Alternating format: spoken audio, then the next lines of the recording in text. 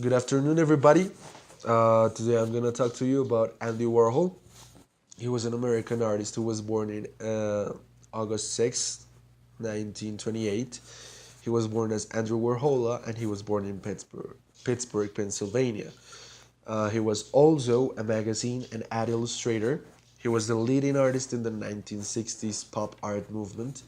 And if you don't know what pop art is, it is art that is based on modern culture and the mass media. He died in February 20th, 1987, which makes him 58 at the time of his death. And he was also a director and producer, but we're mainly focusing here on the plastic arts area. Talking about his schools, he graduated from Shanley High School in 1945. Then he proceeded to study commercial art in the Carnegie Institute of Technology, which is nowadays known as the Carnegie Mellon University. And from that same university, he graduated from a Bachelor of Arts in Pictorial Design in 1949. His traditions, his family was Ruthenian Catholic, and he, his family was also Austrian-Hungarian, but he remained as an American because he was born here. And and he was also known by his family and friends as an avid collector because he used to collect a lot of things, from porn movies to his wigs, because he used to wear a lot of wigs. Um, Growing up, he suffered from St. Vitus Dance syndrome, which is a syndrome that makes you have rapid and involuntary moves. So that made him have trouble sleeping, and from that trouble sleeping, he had scarlet fever, which proceeded to have skin pigmentations like Michael Jackson. Yeah, and that's about it. Talking about his teachers, there was only one actually. His name was Max Arthur Kahn, which was an American artist who had his own studio in New York City. And from Kahn, Warhol learned the technique of screen printing, or printmaking, or silk screening, which is a technique that you actually print your work of art into another material by pushing the ink or the paint with rubbing or pressure.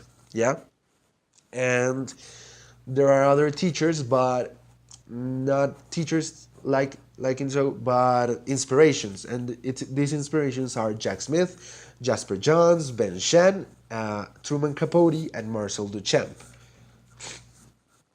Talking about his early work during the university, he did work of art such as I Like Dance, which was oil on board, 24 by 24 inches, made in 1947.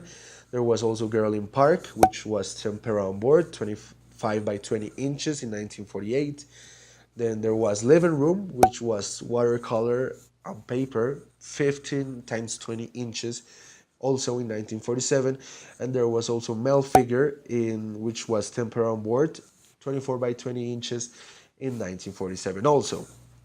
Then, talking about his famous work, there is Coca-Cola number 3, which was Casein and Cotton, which was 69 times 54 inches in 1962. There was also a lot of shoes because right after he left university, he went to work as a shoe designer for shoe manufacturer Israel Miller.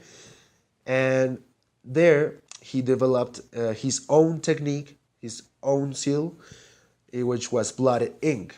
Blotted ink is also a technique of silk screening or pin making that makes the lines look like watercolor, but it's not actually watercolor. It's just printmaking, and it was like a technique where he used to print and then just add a little more ink, like in this order. So it made him look like a very unique style for him. So this shoe was blotted ink and golden leaf on paper. It was 11 times 21 inches, and he did it around 1956.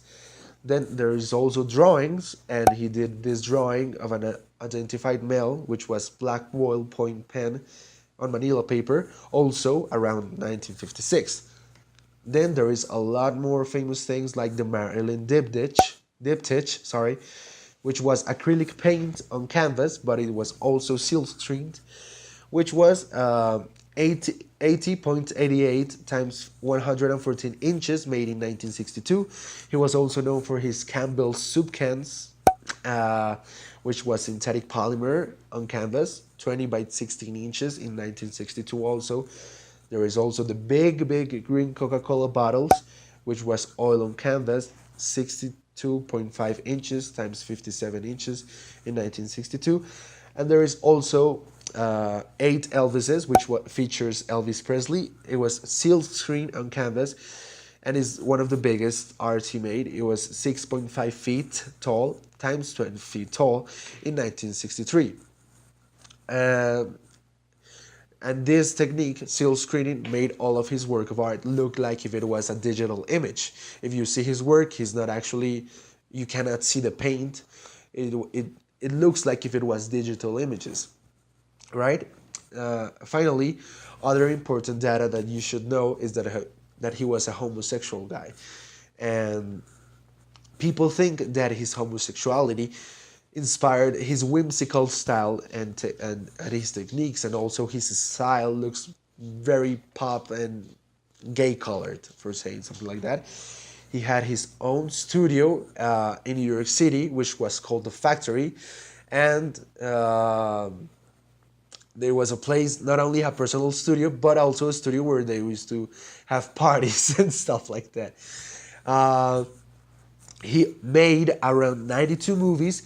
He had an attempted murder by Valerie Solanas, which was a feminist who wrote the Scum Manifesto, and these events are depicted in the 7th season of American Horror Story, which was titled Cult, and he has also appeared in The Simpsons and Vinyl. There is also 4 documentaries about Warhol, and David Bowie, Guy Pearce, Jared Harris, and Crispin Glover are also actors that have portrayed Warhol in the cinematic universe. And finally, there is one little data, that is Warhol has his own museum in Pittsburgh, which is like a tribute to him, and it is called the Andy Warhol Museum. Thank you for listening. Bye.